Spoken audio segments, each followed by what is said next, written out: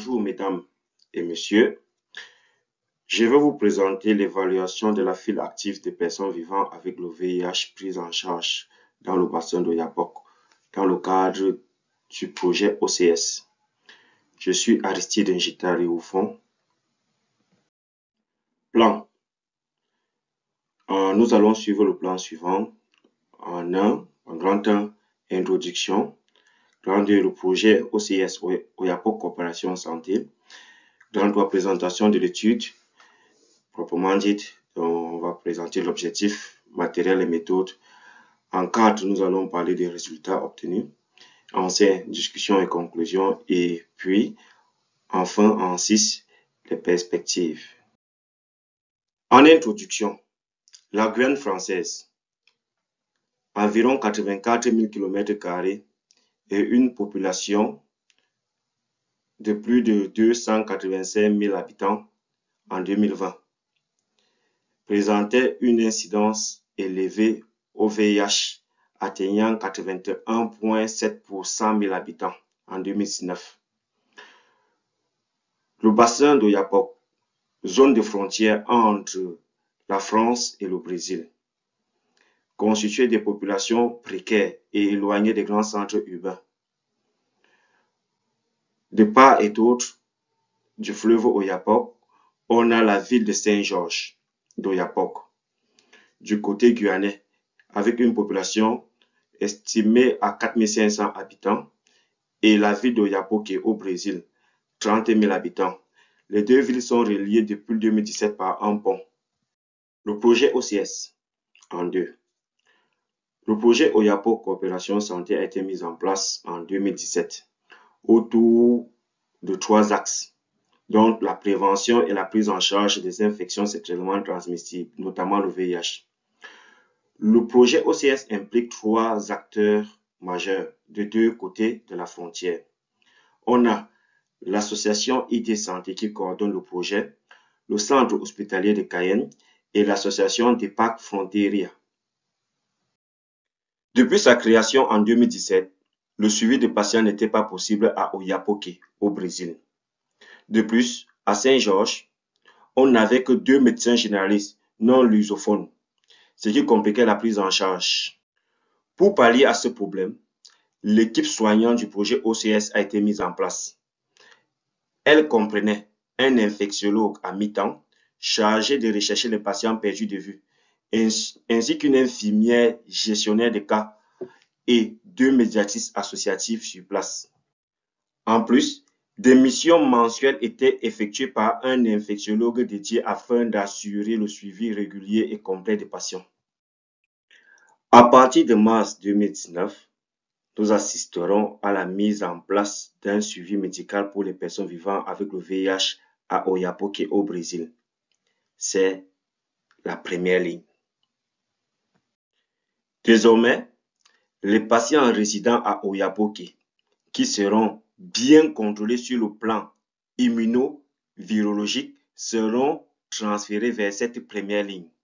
Entre 2020 et 2021, la pandémie de la COVID-19 avait entraîné la fermeture des frontières, ce qui avait compliqué la poursuite du suivi des personnes vivant avec le VIH.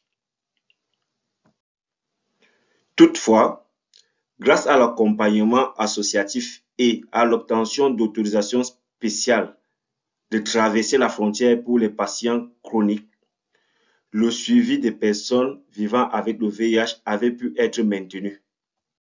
En 3, nous abordons l'étude. L'objectif de notre étude était d'évaluer les facteurs influençant la prise en soin du VIH dans la région du bassin d'Oyapock et l'efficacité des mesures d'ajustement du projet OCS. Matériel et méthode.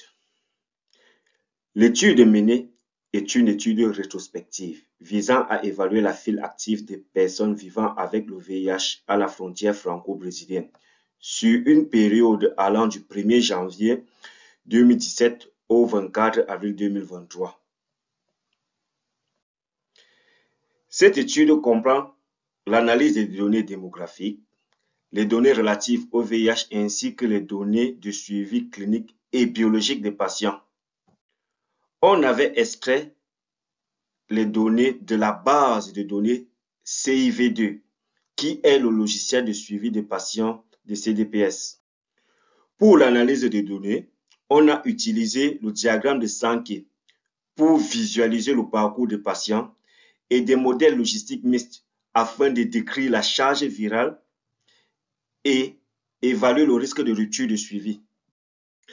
Résultat. Description de la population.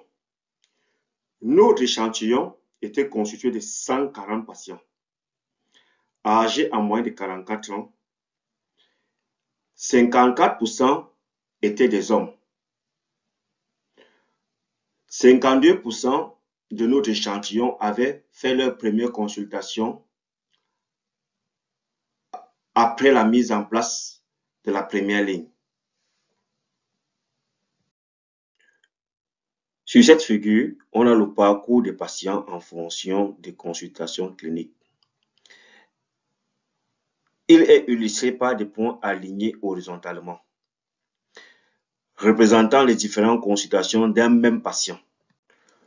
Lorsque le point est vert, cela signifie que le patient, après cette consultation, a été revu avant 12 mois. Lorsque le point est rouge, cela signifie que le patient, on n'a pas les nouvelles du patient après 12 mois et que le patient n'a pas été transféré. Lorsque le point est violet, cela signifie que le patient a été transféré. Il est remarquable. On peut remarquer que les points rouges semblent être proches du début du suivi, donc plus vers la droite. Sur cette figure qui représente toujours le parcours du patient, nous avons le diagramme de Sankey. Ce diagramme nous offre une représentation visuelle du statut moyen des patients au cours des années. Les patients sont classés en différentes catégories, tenant compte de la charge virale et de la qualité du suivi en fait. Donc, en bleu, s'ils sont suivis avec une charge virale détectable. En vert, s'ils sont suivis avec une charge virale indétectable. En orange, s'ils sont suivis mais avec une charge virale non contrôlée. En rouge, s'ils sont sans nouvelles depuis plus de 12 mois. Et en violet, s'ils ont été transférés vers la première ligne. Premier constat. En 2018, on a une augmentation significative de la part des patients suivis avec une charge virale indétectable, au détriment de la part des patients avec une charge virale détectable en 2017. On peut penser que c'est probablement grâce à la mise en place de l'équipe soignante OCS. Fait étrange. En fait, en 2019, les patients qui ont été transférés et qui sont revenus en 2020 sont revenus dans un statut non contrôlé. C'est étrange parce que, normalement, pour revenir dans la file active, il fallait que les patients qui ont été transférés soient en rechute ou bien qu'il y ait eu un événement. L'événement pouvait être la grossesse ou alors que le patient soit passé au stade de sida avec l'apparition des maladies opportunistes. Ces événements sont des indications pour faire une charge virale, mais curieusement, nous n'avons pas, en tout cas les données nous montrent qu'ils sont revenus, mais la charge virale n'avait pas été contrôlée. Aussi, dans notre observation, on s'attendrait à ce que pendant la pandémie, dans la période 2020-2021, qu'on ait plus de perdus de vue, dans des ruptures de suivi, mais ce n'est pas le cas. Tellement, ce n'est pas vraiment remarquable. Peut-être on peut commencer à se dire, est-ce que c'est les mesures qu'on avait prises pour continuer le suivi qui permettent à ce qu'on ne puisse pas voir cela, mais de toutes les façons, on arrive à observer on arrive à faire ces observations. Mais il est important de signaler que ces observations ne résultent pas d'un test statistique, donc c'est juste observation simplement. L'un des objectifs du suivi des personnes vivant avec le VIH est le maintien de la charge virale indétectable. Avec les données disponibles, nous avons entrepris d'évaluer la probabilité d'avoir une charge virale indétectable dans notre file active. Le modèle multivarié retenu nous présente l'âge comme une variable significativement liée à cette probabilité. En effet, pour chaque année supplémentaire, la probabilité d'avoir une charge virale indétectable est multipliée par 1,03. Cela suggère une augmentation de 3%. Donc, plus les patients sont âgés, on a une probabilité accrue d'atteindre une charge virale indétectable au fil du temps. En ce qui concerne le risque de rupture de suivi, le modèle multivarié retenu révèle les résultats suivants. Entre 2 années successives, le risque de rupture de suivi est multiplié de façon significative par 2,34. De plus, pour les patients ayant commencé le suivi avant la mise en place de la première ligne, ce risque est multiplié par 26,3. Cependant, on observe que le nombre d'années de suivi diminue significativement le risque de rupture de suivi de 55%. Discussion et conclusion. Synthèse des résultats remarquables. En résumé, notre étude met en lumière plusieurs résultats significatifs. Nous avons observé que chaque année supplémentaire de suivi était associée à une diminution significative du risque de rupture de suivi. De plus, chaque année d'âge supplémentaire était associée à une augmentation significative de la probabilité d'avoir une charge virale indétectable.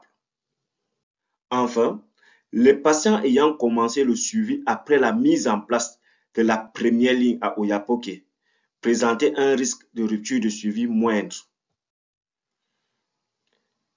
Ces résultats soulignent l'importance d'une prise en charge continue et précoce pour les patients vivant avec le VIH, ainsi que l'efficacité des interventions mises en place dans le cadre du projet OCS pour améliorer la continuité des soins.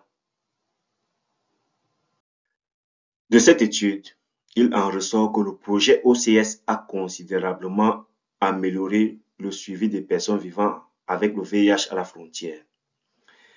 Les mesures d'ajustement mises en place semblent avoir limité l'impact de la pandémie de la COVID-19 sur le suivi des patients.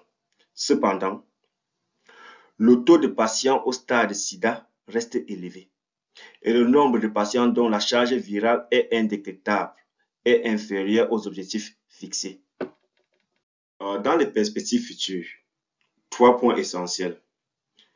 Élargir l'échantillon, comme par exemple inclure les patients suivis intégralement au Brésil pour avoir une vision plus représentative de la file active du bassin d'Oyapock. Approfondir l'analyse. Par exemple, étudier les facteurs sous-jacents tels que démographiques, médicaux et sociaux pouvant influencer les résultats observés. Et enfin, développer de nouvelles stratégies.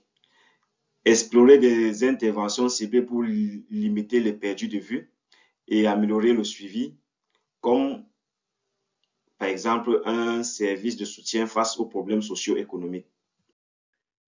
Du coup, merci pour votre aimable attention.